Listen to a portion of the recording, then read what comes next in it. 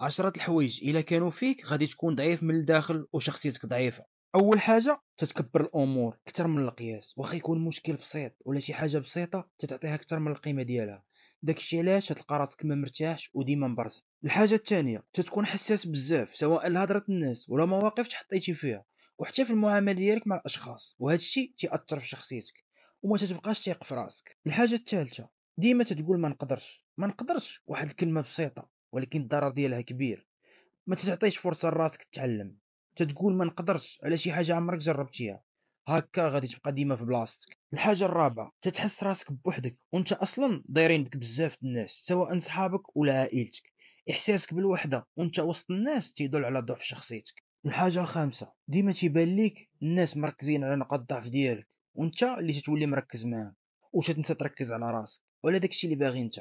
هكا ما تتبقاش عايش مرتاح، دخلتي لراسك واحد الفكرة ما كايناش تتبان لك غير انت. الحاجه السادسه تدير مجهود باش تقنع شي شخص بشي حاجه واخا تكون بسيطه، وهذا الشيء راجع لضعف الشخصيه اللي عندك. الحاجه السابعه تتكون ظريف فوق القياس، حيت تقول مع راسك هكا الناس غادي يقولوا عليك واحد الانسان مؤدب ومحترم، وهذه حاجه خايبه حيت هذا الشيء تيدل على ضعف الشخصيه اللي عندك، ماشي على الادب والاحترام.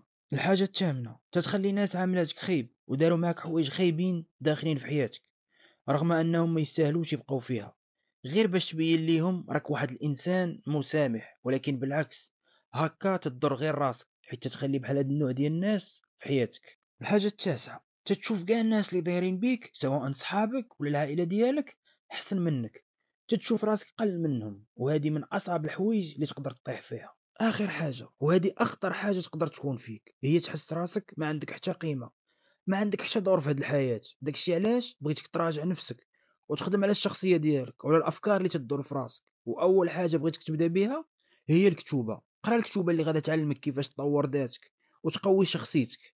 والفيديو اللي جاي إن شاء الله غادي يكون فيه حلول ديال هادشي اللي شفنا اليوم.